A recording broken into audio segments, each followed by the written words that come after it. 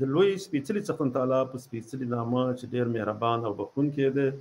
ډېرو قدرمنو کتونکو او اورېدونکو ټولو ته ډېر سلامونه او درناوی. ملګرو د لوی افغانستان تلویزیون ته ښه راغلاست. او څنګه چې تاسو به موضوع کتلي یا ټاپک چې دی تاسو ته ښکاره کېږي چې دغه پرون چې کوم ظلم زیاتی د وزیرستان د پښتنو سره شوی او هغوی باندې د پاکستان د پنجابي ریاست هغه کوم ډرون چې دی هغې تقریبا 4 پښتانه ماشومان هغه شهیدان کړي دي او تقریبا 3 زمونږ پښتني خویندې هغې چې دي زخمي کړي دي. نو دغه ظلمونه تقریبا د څو لسیزو راهیسې په پښتنو باندې روان دي. او زه به لومړی تاسو سره دا ویډیو شریکه کړم ځکه چې دغه د ظلم په هکله چې د پاکستان د کوم وزیر دفاع چې دی خواجه آصف خواجه دی چې هره بلا ده خو دغه چې دی که نه لکه دا څنګه ځان غلی تېروي یا سړی ته سوال کوي نو دغه ظلمونو په باره کې مګر دې ځان تېر کړی دا به درسره شریک کړم. بیا د مولانا فضل الرحمن دغه هم دی په صرف 14 دقیقې دی دا واورئ 14 ثانیې. पाकिस्तान में ड्रोन हमला हुआ है उसमें 4 छोटे कम उम्र बच्चे शहीद हुए 2 खवातीन जख्मी है। क्या कहेंगे आप बतौर वजीर दफा कैसे देखते हैं इसको किसने किया है? ख्वाजा साहब ड्रोन हमला हुआ है शुमाली वजीरिस्तान में मुल्क की सलामियत का मसला है।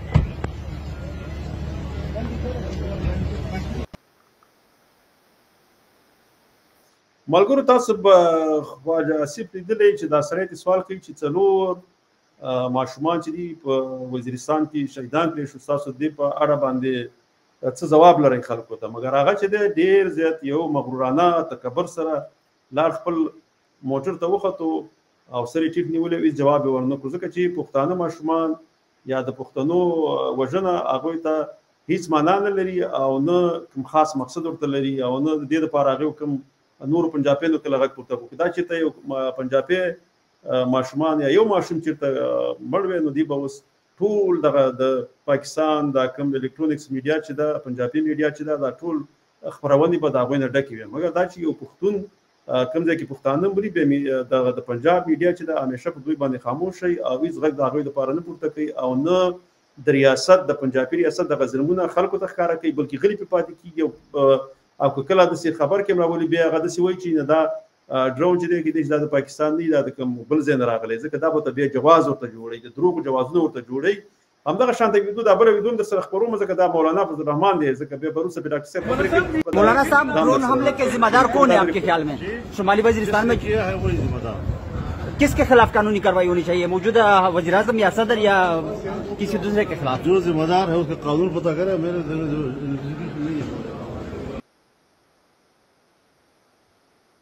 نو زه د خپلو پښتنو نه خاص کر د پښتونخوا د پښتنو نه په دې یو شي مونږ ډېر خفه یو چې دغه شان مشران تاسې راولئ په ځان باندې حاکمان کوئ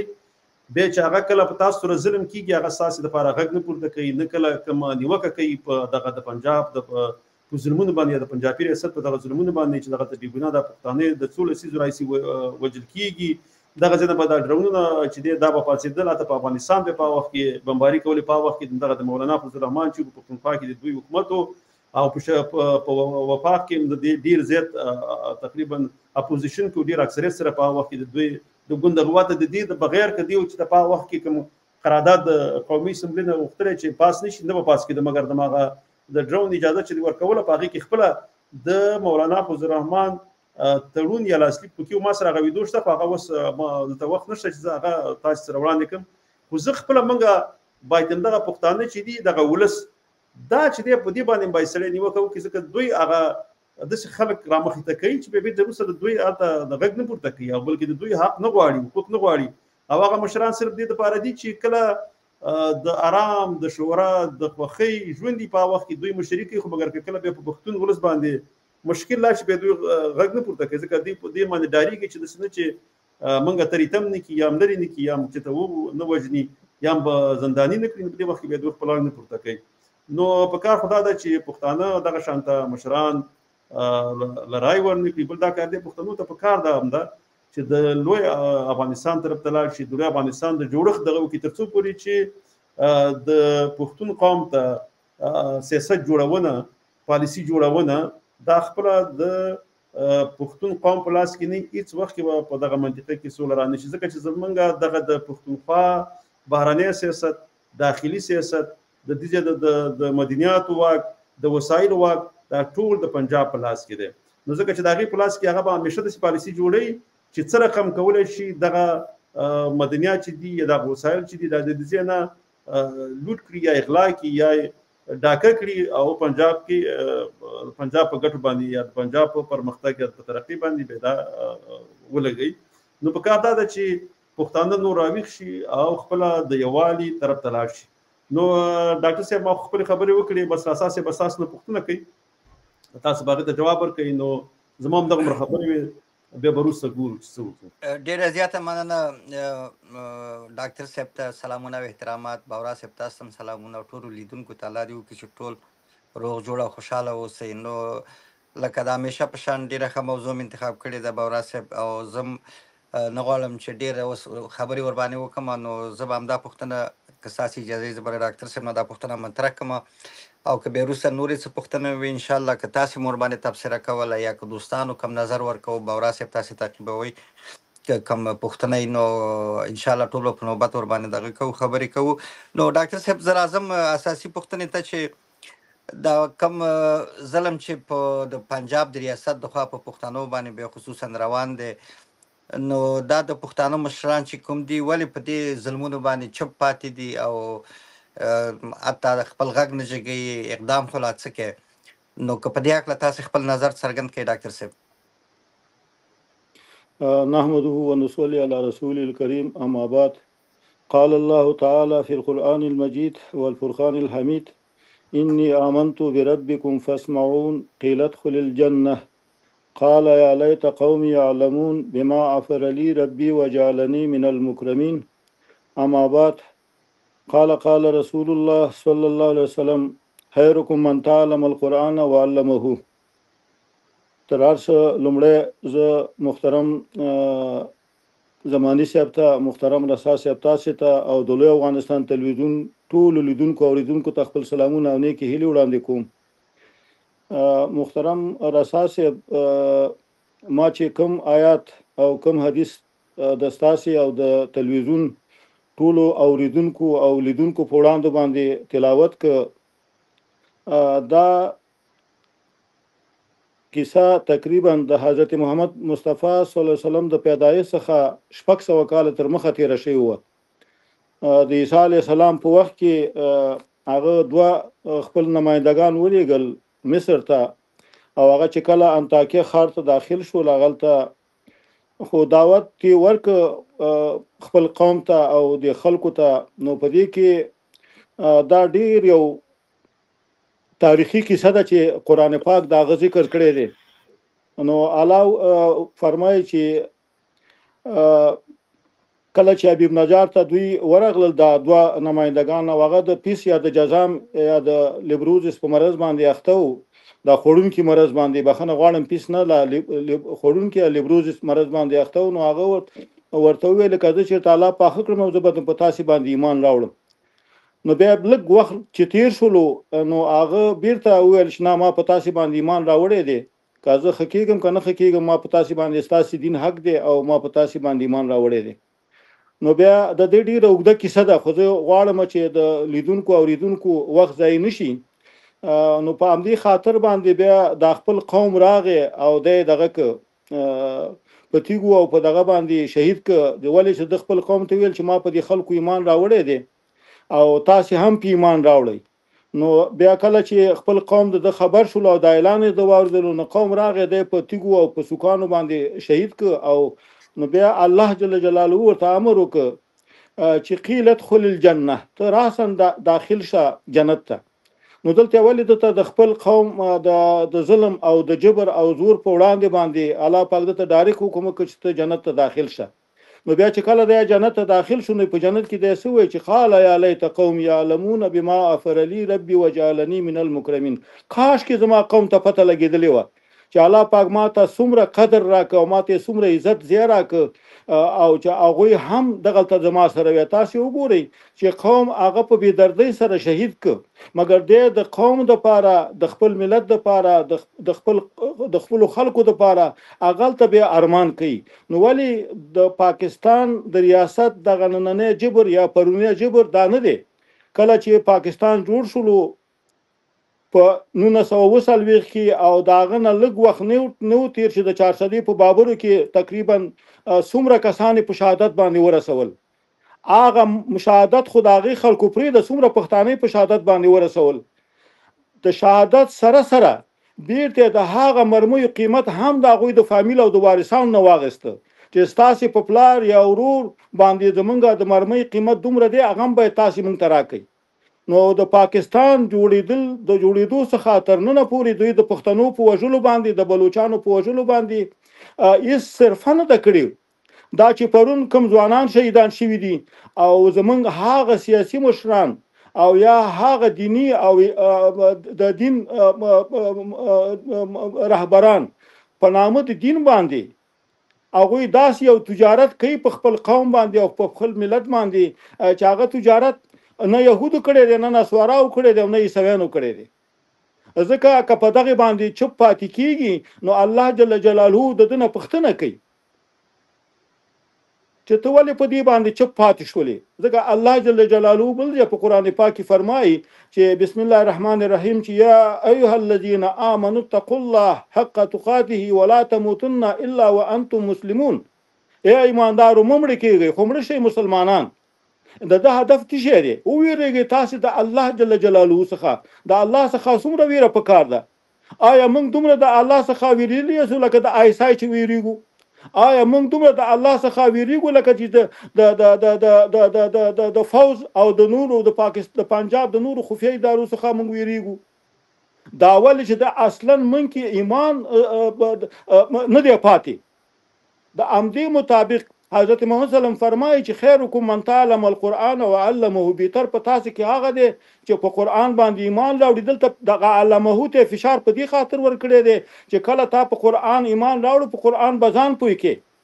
کله تا په قرآن باندې ځان پوي کې دا قرآن په خپل ژوند کې راولي. کله د قرآن په خپل ژوند کې راوصل دا به بیت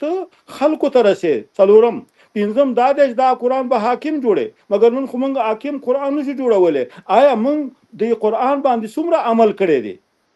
دا قرآن موږ څومره په ژوند کې راوستي دی؟ خوا کې ستا ورور وجني، ستا وراره وجني او ستا ماشوم وجني، د ستا کور لوټ کوي، ستا کور بمبار کوي او ته چپ پاتې کیږي او بیا وای چې دا عوام کې چې ما کې زه مسلمان یم الحمدلله.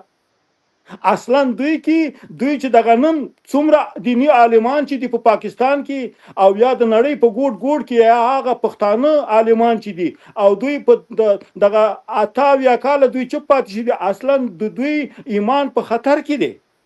ولې چې دوی د حق په وړاندې چپ پاتې شي دي. علاوه ته حق وای دوی حق نه وای او که په دغه حالت کې دوی ته مرګ ورسېده ځکه علاوه چې ولا تموتن الا وانتم مسلمون. مړ کېږه خو مړ شه مسلمان. که په دغه حالت کې دوی مړ شو دوی ته مرګ ورسېده د مرګ چاته خبر نه ورکوي. مړ شو د دوی مرګ هم خراب دی.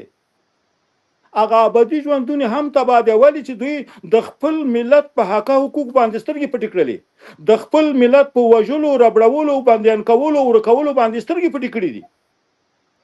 نو چې وخت دوی د خپل قوم د خپل ملت د خپل مسلمان رور په وژلو باندې سترګې پټې کړې دي نو بیا به دا څنګه په کوم کتاب دی د ایمان دعوه کوي؟ هغه کتاب دې ما ته راوړي چې په دغه کتاب د ایمان پاتې دی، په دغه کتاب په دغه کې ایمان شته دی.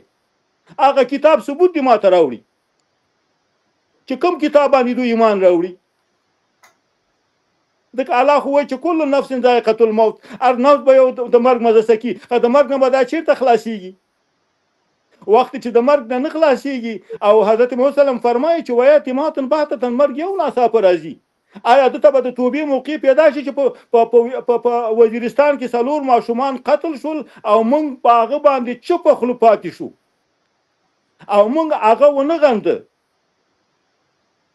او دا هغه پښتنه مونږ کړل د خپل د ریاستي مشرانو څخه او واکدارانو څخه او بیا به موږ داوا هم کو چې الحمدلله زه مسلمان یم. تا کې ته مسلمان څه شي پاتې دي؟ او که یوازې د پګړۍ په تړلو باندې دوی کې مسلماني او دوی کې اسلامي، نو پګړۍ خو سیکان هم تړي او غټي غټي تړي. وای چې پګړۍ سره ایمان او پښتو نه وي، چې پګړۍ سره ایمان او پښتو نه وي، لنګوټي خو د سیکانو هم په سر وي. بالکل. اوس موږ څه کړي د خپل قوم د پاره؟ موږ کې د خبرې سړی نه پرېږدي د پنجاب ریاست، موږ کې د خبرې د راټولولو سړی نه پرېږدي چې هغه باندې 10 نفره راجمع شي. هغه د هر ورځ موږ وژني او موږ د ور باندې چوپ پاتې کیږو چې نه موږ کې د قرآن ایمان شته دی او نه موږ کې د احادیث او د قرآن عمل شته دی په موږ کې. او بیا داوا موږ د مسلمان هم کو او د غټو ګوندونو د جمعیت علماء رهبر پلانې شیخ القرآن شیخ الحدیث د جمعیت اسلامي والا دا پلاني والا دا نور خو پښتونخوا خو پرېده، د پښتنو تش په نامه ګوندونه خو په ځای پرېده. الله دې باچا خان ته جنت فردوس کې مرتبه لوړ کې هغه خپل مړ راوړ په جلال آباد کې خخ او 13 ورځ د هغه په یونیورسيټي کې د هغه په فاکولټه کې دی افغاني تعلیم یافته فاکولټي والا هغه د افغانستان ملي بیرغ ته داخلي او چانسلر د 400 د خان غفار خان د پوهنتون هغه ورناخلي. دا زمونږ د تعلیم یافته پښتنو حال دی، دا زمونږ د دینی مذهبي مشرانو حال دی. زه په محترم مولانا فضل الرحمن باندې غږ کوم چې مولانا سمیع الله کې ووژلو تا به نه وژني، دا هغه زوی ووژلو تا به نه وژني، مولا شاکر ووژلو تا به نه وژني، ولا که د یوه ثانیې هم پرېږدي. خو دغه دا ژوند ته څنګه استعمالې؟ دا ژوند تا ته یو ځل الله پاک درکوي. دا ژوند څنګه د خپل قوم د خپل وطن د خپل ژبې د خپل فرهنګ او د خپل دین لپاره ته استعمالې؟ دا به پس د مرګ ته د خپل دین لپاره خدمت کې، دا به پس د مرګ ته په وزیرستان کې د خلکو لپاره خدمت کې، بیا دا د پس د مرګ ته د وزیرستان د شهیدانو پښتنه کې. دا هیڅ کله نشي کېدی. و تیر ساعت په شان د مړو د لحد دی، تیر ساعت په شان د مړو د لحد دی، مړي چا دي ژوندي کړي په جړه. تاسو سره خو د قرآن علم شته، تاسو سره خو د احادیثو علم شته، ته خلکو ته دا واضح که چې ولې په څه باندې کوم جرم باندې ته زما ماشومان وژني، په کوم جرم باندې ته زما کور بمباري کې، په کوم جرم باندې ته د خپل قوم او د خپل ملت په خوا کې نه ودرېږي، په کوم جرم باندې ته د خپل قوم او د ملت نه دفاع نه کوي. که په ناحقه خو ورته ووایه چې په ناحقه یې، موږ کته نه غواړو چې ستاسې نه موږ دفاع وکړو. نو په دې خاطر باندې محترم رسا صاحب هیله ده چې ستاسو جواب به یو سوال به ما یو څه جواب کړی. نو په اوسني وخت کې د هر هغه څوک چې دغه وژنو باندې، په دغه ورکونو باندې او په دغه بمبار باندې چې کوي او چوپ پاتې کېږي، هغه د په خپل ایمان باندې وویریږي او د سر نه بیا ایمان راوړي. ډېره زیاته مننه ډاکټر صاحب، ډېرې ښکلې او ډېرې په ځای خبرې مو کړلې. الله دې وکړي چې دا پښتانه درس واخلي د داسې خبرو نه او یو هغه شعور پکې پیدا شي او بالاخره هغه ځان وپېژني. ډاکټر صاحب تاسو به ستړي مه شئ، خو زه یو وړوکې پوښتنه بل هم لرم. دا خو په هر صورت چې تاسو ورباندې ډېر ښه معلومات هم ورباندې ورکړو دغه موضوع باندې، خو راځو خپله د پاکستان نظام چې دی، بخصوصا دا زموږ پښتانه چې دغه د پاکستاني نظام د چتر لاندې ژوند کوي، آیا دا نظام خو موږ خو ټول پیږو چې د دې ټول قوانین بنسټ هغه د قوانین ټول ول انګریزان یې ښودلی دی، یعنې بنا دغه مسلمانان چې دغه پښتانه چې دي دغه نظام د چتر لاندې چې دی ژوند کوي، یعنې تاسو دې ته په کومه سترګه ګورئ او هغه په دیني لحاظ که په دې اړه باندې تاسو یو څه وضاحت ورکړئ ډاکټر صاحب کور موادان. محترم رسا صاحب همدومره باید زه ووایم د قرآن او حدیثو په رڼا کې د پاکستان حکومت ته من قطعا اسلامي جمهوریت نشو ویلی، قطعا ورته اسلامي حکومت نشو ویلی، ځکه هغلته د اسلام یوه پرزه هم په حکومت کې عملي نه ده، ځکه چې د هغه قانون اوس هم د هغه فیصلې په عدالت کې او په محکمو کې دا ټول د انګریز په قانون باندې کېږي. نو په کوم قانون موږ د اسلامي جمهوریت موږ ورته ویو؟ هغلته اوسه پورې د اسلام یوه پرزه نه ده عملي شوې. او ما 13 ورځ پروګرام کې دا ویلې که چېرته د مسلمانانو په اوسېدلو باندې موږ یو ملک ته اسلامي ملک یو، نو د پاکستان نه 3 چنده مسلمانان زیات په هندوستان کې اوسېږي، هغلته ولې اسلامي جمهوریت هندوستان ولې ورته موږ نشو ویلی؟ نو په پاکستان کې د دغه د دې ته د جمهوریت د اسلامي جمهوریت ویل دا هم ګناه ده. او زه بیا په ټولو پښتنو باندې غږ کوم چې تر څو پورې به تاسې د معمولی دنیا په خاطر باندې د خپل ابدي ژوند او د خپل ملت تباہي به ګوري او تاسې به چوپ پاتې کیږئ. ځکه الله پاک وایي چې څوک نن په دغه د حق په ویلو باندې چوپ پات شو د قیامت پر ورځ به د په خوله کې د اور قیزي به پکې واچو مرته. او دا هغه چا سره به حساب وکم چې کومې ډلې نه دفاع کړې ده د کومې ډلې باندې د چوپ پاتې شوی دی. نو د پاکستان د ظلمونو په وړاندې باندې د هیڅ مسلمان د هیڅ افغان د هیڅ پښتون د هیڅ بلوچ د هیڅ سندي چوپ پاتې کېدل یو جرم دی. دا یو لنډ دغه چې ما ستاسو په دغه کې ډېره زیاته مننه ډاکټر صاحب کور مو ودان. نو بورا صاحب که تاسو د پاکستان دغه د نظام په دغه اجتماعي او فرهنګي دغه کلتوري یرغل هر څه چې ورته ووایي که په دې هکله تاسو څه خپل نظر ورکړئ. مننه راست صاحب ډاکټر صاحب ډېر ښې مکملې او مفصلې خبرې وکړي. خو زه دلته یو بل اړخ ته پې وګورو. اصلا موږ کله کله فکر کوو چې ولې دا پښتانه مشران هلته چوپ پاتې کېږي. ډېر غټ علتونه دي شاته. خو یو علت په دې کې دا دی چې دغه مشران چې دي دا په دې پوهېږي چې په پاکستان کې چې هر نظام راځي او هر وخت څوک حکومت کې راځي او کوم ګوند حکومت ته رسېږي نو هغه چې دی هغه به همدغه د پنجابي ریاست دغه پنجابي اسټبلشمنټ نه د پنجابي آرمي به چې دی دا به سلیکټ کوي هغه به هغه دغه ته رسېږي چوکۍ ته رسېږي هغه مقام ته به رسېږي. نو دې دپاره یو قسم چې کله کوم پښتون غږ پورته کړي هغې ته چې دی یو قسم یو څه وله په جب کې واچي یو څه ورته ورګزار کړي بیا هغه خپله خوله بنده وساتي. بیا چې کله کوم بل پښتون یا د مذهبي مشر د دین دپاره کوم داسې شان د کوشش کوي هغه هم دې په خاطر باندې چې خپله دغه ولس ځان سره یو ځای کړي ځکه دغه پښتون ولس چې دا خو ډېر اسلامي او دین سره ډېره مینه لري. نو هغه چې کله دا کار کوي بیا په وخت کې هغه دیني مشر ته کله په پارلمان کې یو څو چوکۍ ورکړي کله ورته د وزارت رشوت ورکړي کله یو څه پیسې ولا یو څه دغه چې دي هغه تجارتي ځینې شیونه دي دی ورته کنټرکټونه وایي بیا ولا هغه ورکړي. نو هغه مذهبي مشر چې دی هغه هم بیا غلی چې اصلا په کار دا ده چې پښتانه داسې سوچ وکړي چې موږ باید په یو لویه جغرافیه کې سره ټول یو شو چې هغه وخت بیا به داسې چې زموږ ټول خپل وسایل به هم زموږ په خپل لاس کې سیاست جوړونه هم زموږ په خپل لاس کې بیا به موږ به څوک سیاست نه جوړي موږ چې بل څوک سیاست جوړي هغه به زموږ په ګټه باندې نه لکه اوس پنجابي ریاست چې پښتون د سیاست جوړي هغه به د پنجاب په ګټي هغه به د پښتون په نقصان په زیان باندې وي. نو دې په خاطر باندې د پنجاب چې کوم پالیسي جوړي د پښتنو لپاره هغه به د وژنو هغه به د دوی د استحصالي هغه به د دوی د غلامۍ که د په کلتوري لحاظ باندې وي او که په پوځي لحاظ باندې وي. نو دوی به همیشه ذکر کړه دوی ته وایم چې څنګه چې انګریزان راغلي هغه خپل ماته خو خپل انګریز ولس خو نه راغلی ته خو نه اوسېدو خو هغه انګریزان عسکري لحاظ باندې راغلي بیا ته د اساسي نه په خپل فوز کې عسكر دغه کله برتی کله هغه د ماش په مقابل کې به د هغوی سره ودرېدل په تاسو باندې به د انګریزانو ټیکس لګو ستاسو د ټیکس په پیسو باندې به بیرته ستاسو نه خلک برتی کول هغه به فوج کې نیول او بیرته به د اساسي د غلامۍ په خاطر باندې هغه استعمالول. نو په کار دا ده چې پښتانه اوس چې کوم کار سره مخکې انګریزانو کو دا کار سره پنجاب کوي پنجاب په پښتنو په بلوچو سیندیانو باندې ټیکسونه لګي هغه پیسې را جمع کوي هغه بیرته د پنجاب په فوز باندې مصرفيږي او ځنې وخت کې د پښتانه غلام ذهنه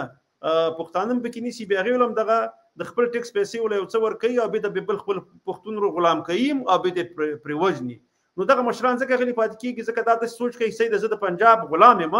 خو بیرته ما خپل پښتانه په خپل غلامۍ کې نیولې دي نو که زه د یو پنجابي غلامي کوم خو زه خیر ما هم ځینې پښتانه د ځان سره غلامان کړي دي. نو موږ باید پښتون ولس ته دا شعور پس دې به ورکوو انشاءالله تعالی چې زموږ څومره وس کېږي چې پښتون ولس را بیداره شي او دا د یوې جغرافیې دپاره غږ پورته کړي. څه د دې دپاره دا به قرباني غواړي دا به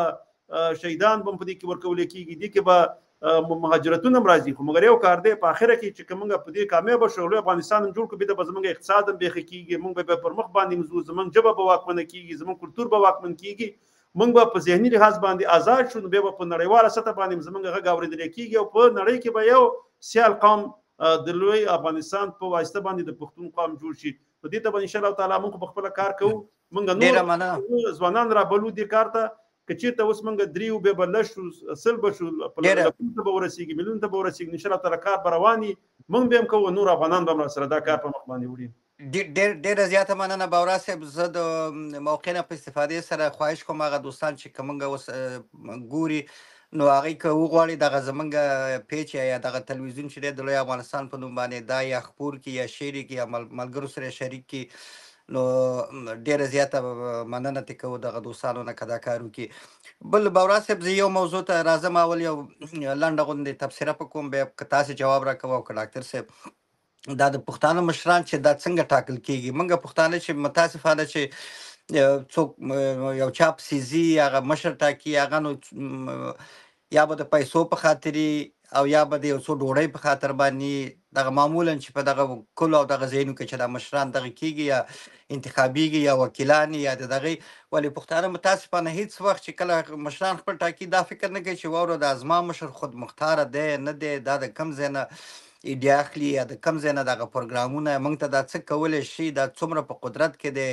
د دولت سره دی په کوم اندازه دی په تماس کې دی، ولې د څونه پیسې ورته ورځي، بودیجه ورته راځي. متاسفانه چې پښتانه د دغه شی نو پوښتنه نه کوي، فقط د دې په نوم باندې چې دغه یو مشر دی یو شعار یې ورکړی دی چې یا به داسې وکړم دا به داسې وکړم دا به داسې وکړم، او دغه ټول عمر دغه 80 کاله همدغسې غولیدلي دي دا پښتانه. نو په دې ارتباط که تاسې چې د دغه مخه ونیسي یا دغه په دغه بخش کې کار وشي، شعوري کار وشي چې دغه پښتانه باید آینده کې که چا څوک انتخاب دغه یعنې ډېر یو مسؤلیت باید ولري، دغه هر انتخاب ځان ته یو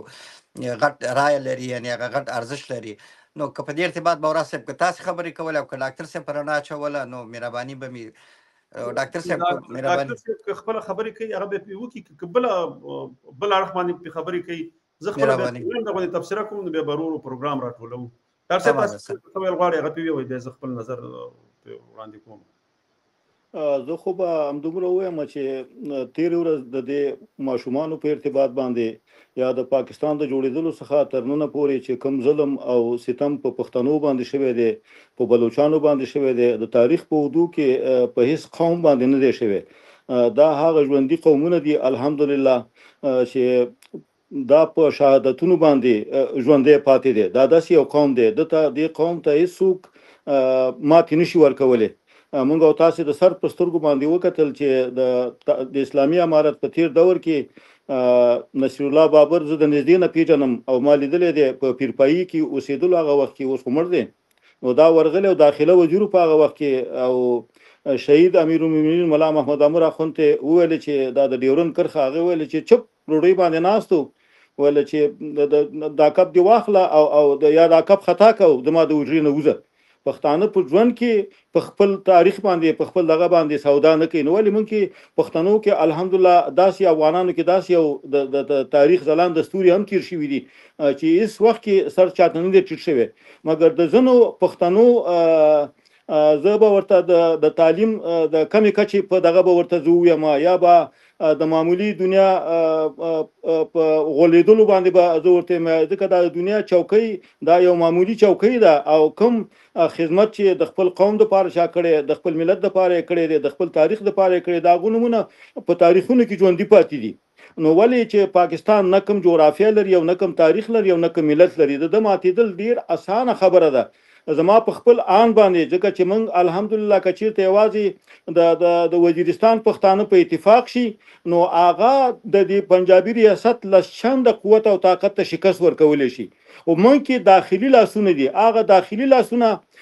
چې زه ورته د ګل خان کلمه نه کاروم، ځکه موږ غواړو چې د ګل خان هم خپل ډه ته رانږدې کړو د لوی افغانستان د شیشې د لارې نه او هغوی ته دعوت ورکړو چې تر څو به تاسې همداسې ناخبره ګرځئ. نو زه دغه څلورو شهیدان چې پرون شوي دي او یا په دغه 88 کلونو کې پنجابي ریاست د پښتنو سره د بلوچانو سره کړي دي، یو چا بل شعر دی، شعر د بل چا دی، خو ما پکې لږ لږ اصلاح راوستې ده. نو غواړم چې د ستاسې سره او د ستاسې د تلویزیون د ټولو اوریدونکو او لیدونکو سره شریکم او هغه پښتنو ته یو پیغام ورکم چې نور ودرېږئ، د خپل ملت په څنګ کې ودرېږئ. خیر دی دغه 88 کالم چې هر څه کړي دي موږ ټول تاسو ته معاف کړي دي، که هغه ته سیاسي رهبري، که هغه دیني رهبري او که په هره برخه کې په جنرالي په فوج کې د پاکستان په ISI کې جنرالي وظیفه لري، نن راشه، نن هم سره وخت دی دغه ټاپه د ځان څخه لرې که او د خپل ملت او د خپل قوم په خوا کې ودرېږه. نو د هغې دپاره یو چا شعر لیکلی او بیا ما یو څه ورکې لږ تغییر راوسته ځکه چې یوه خبره بله را یاد شوله د پښتنو کې یو دغه غټ یو مشکل په افغانانو کې دی. ماته یو ورځ چا وویلې چې تا خو د دې خپل خلکو دپاره په کوپنهاګن کې یا په ډنمارک کې ډېر خدمت وکړه، آیا دا به په دې خلکو معلوم شي؟ ما ورته وخندل، ویل چې ولې دې وخندل؟ مالیا غازي امان الله ته خلک خاین وایي، د خلکو خاین ملي قهرمان کېږي، زمونږ ملي قهرمان خاین جوړېږي. نو رحیمي خو لا اسم نه دی. نو په دې خاطر باندې ما هغه پښتنو ته دا دغه دی پیغام دی چې راشئ نن د خپل قوم په خوا کې ودرېږئ، راشئ نن د خپل ملت په خوا کې ودرېږئ، راشئ نن د لوی افغانستان د تلویزیون ته طاقت او قوت ورته ورکړئ، هغه ته خپل علم او پوهه د هغه طاقت جوړ کړئ. نو په همدې خاطر باندې غواړم چې دغه یو معمولي یو څو بیا ته د بل چا د تاسو سره شریک کړم. مننه ډاکټر صاحب. یار په پښتنو کې دی، اغیار په پښتنو کې دی، یار په پښتنو کې دی، اغیار په پښتنو کې دی، سم به درته ووایم ټول کار په پښتنو کې دی، سم به درته ووایم ټول کار په پښتنو کې دی. غل زمونږ په کلي کې دی، مال زمونږ په کلي کې، غل زمونږ په کلي کې دی، مال زمونږ په کلي کې، دغه د نستوړي کچمار په پښتنو کې دی، سم به درته ووایم ټول کار په پښتنو کې دی، سم به درته ووایم ټول کار په پښتنو کې دی. غم د پښتنو خورما پر ما وار هم پښتانه کوي، غم د پښتنو خورما پر ما وار هم پښتانه کوي، ما ته چې تابوت جوړی نجار په پښتنو کې دی، سم به درته ووایم ټول کار په پښتنو کې دی، سم به درته ووایم ټول کار په پښتنو کې دی. څو پورې به بل ته ګوته نیسو پړه به نه منو، څو پورې به ګوته بل ته نیسو پړه به نه منو، زما د سر قاتل پښتون غدار په پښتنو کې دی، زما د سر قاتل پښتون غدار په پښتنو کې دی، سم به درته ووایم ټول کار په پښتنو کې دی.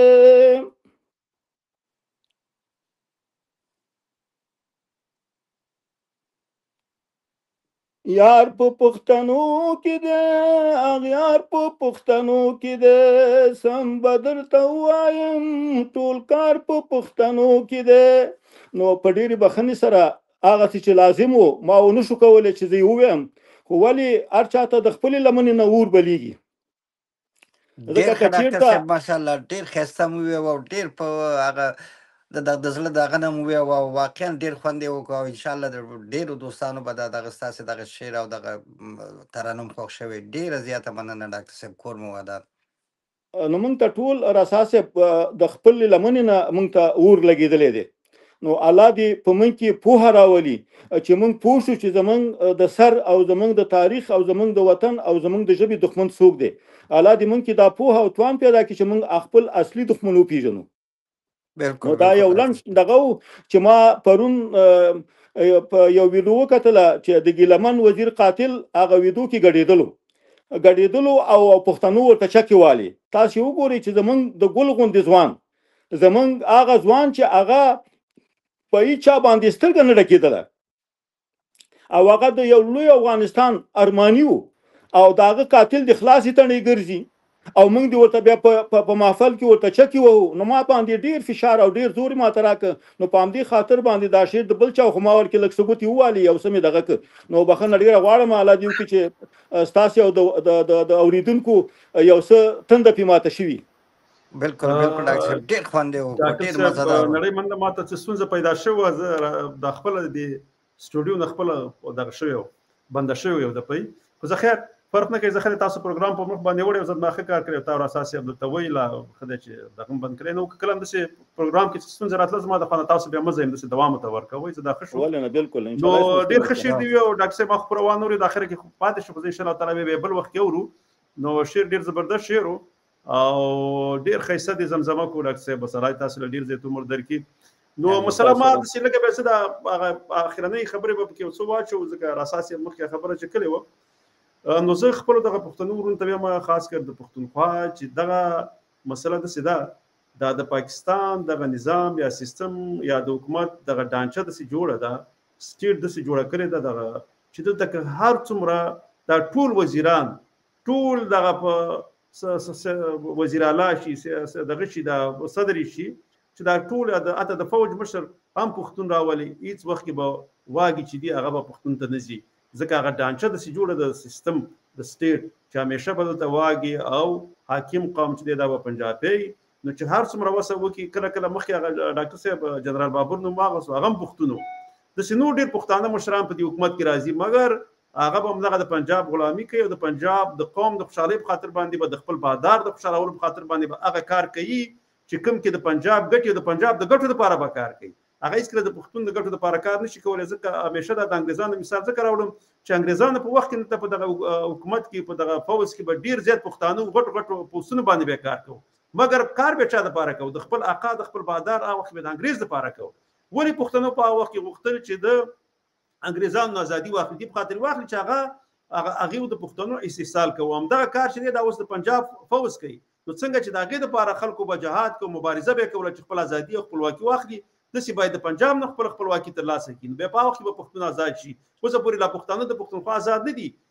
سید په پاکستان کې یو قوم ازادي غوښتل ده چې هغه چې دغه پورا آزاد نه دی هغه د امریکای غلامي کوي هغه د نور قومونه چې دی په خپل خاور باندې هغه غلام ساتري دي هغه په دې خوشاله دي سید کزاد د امریکای یا د چین غلامي کوي پنجاب نو دوی دغه نور دریوانه قومونه یا څلور قومونه ځکه کشمیر مر سره دي ګلګت بلتستان مر سره دي نو هغه به د دوی غلامان دي نو په کار د سیده پښتنو ته چې د خپل ازادۍ د خپل لوی افغانستان لپاره باید کارو کې خپل ازادي ترلاسه کړي د سینې کې چې څنګه د پنجاب په فوج کې راغلم یا یو پښتون دومره غلامي وکړه دومره بوت پالیش کو چې هغه د کوم وزارت ته ورسېدو کوم چوکۍ ته ورسېدو صدارت ته ورسېدو دا ټول اسې دوکه د پښتانم په دې باندې دوکه کیږي خو دیو کار دی چې هغه د پښتون ولس په ذهنونو باندې کار کوي د پښتون ولس په پښتونخوا کې زین هغه چې د غلامانه دي ځکه هغه د سیدغه نه دي آزاد خپلواک سوچ نه لري چې موږ څنګه چې د انګریزانو خلاف باندې بجهاد کوو خو په وخت کې ټول جهاد نه کوو ځنې خلک دي لکه څنګه چې اوس په پښتونخوا کې د تحریک طالبان پاکستان را پاتېدلي یا پښتونخوا خلک پښتونخوا دغه کې چې را پاتېدلي پښتونخوا کې اسلامي نظام غواړي ځان ته آزاد خپلواک پښتونستان د لوی افغانستان برخه ګڼي او د دې سره یو کول غواړي د خلکو ته ضرورت دي د خلکو ته چې کینی سکه موږ هم پښتانه تاسو هم پښتانه سي موږ به فرهنګي او بس دغه تګراتګونه به کوو نور چې د منګه تاسو اخواته خېسه منګه دی خواته خېسه دا غلامانه سوچ دی که څوک په افغانستان کې لري او که څوک په پښتونخوا کې لري د لوی افغانستان لپاره کار کوي د دې لپاره ان شاء الله تعالی کار کوو او منګه ټول به ورته کوو خو ځکه دا راساس یې خو موږ دا پروګرام باید ختم کړو تقریبا بالکل ډیره زیاته مننه ډیره مننه باورا صاحب تاسو نه ډیره مننه ډاکټر صاحب کور مو ودان چې موږ ته موخره کوو موږ سره پروګرام کې وي او تاسو د خسته خبرو خسته نظرونو نه یو نړۍ مننه نو ان شاء الله به برازو نو تاسو ټول ته چینل لري نو خدای په امانی به کو تر سبا تر بل سبا پورې ان شاء الله او بالکل څه دا دغه زمونږ یو ورور دی دا همیشه زمونږ کتون کې د شیرګل محمدي صاحب دی مخکې سلامونه اور علی ګلیو نو هغه ته به چې ته موږ به روسا ولې نو هغه ته ډېر سلامونه په وخت کې موږ خبرو کیو هغه موضوع باندې خبرې کولې نو موږ نشو کولای چې سلامونه او ته به وړاندې کو دغه خپل کومنټ وګورئ نو کده سي ارور موږ ته خپل نظر یا د دې لارې پوښتنه شي کول دغه کې پوښتنه وکي دا به موږ په سکرین باندې راولو هغه کومنټ به مللو او هغه ته به جواب ورکو نو ملګرو تر بل پروګرام پورې په لوی الله جل جلاله سپارم خوشاله رام او سوکاله ژوند لري د الله په امان د لوی افغانستان په هیله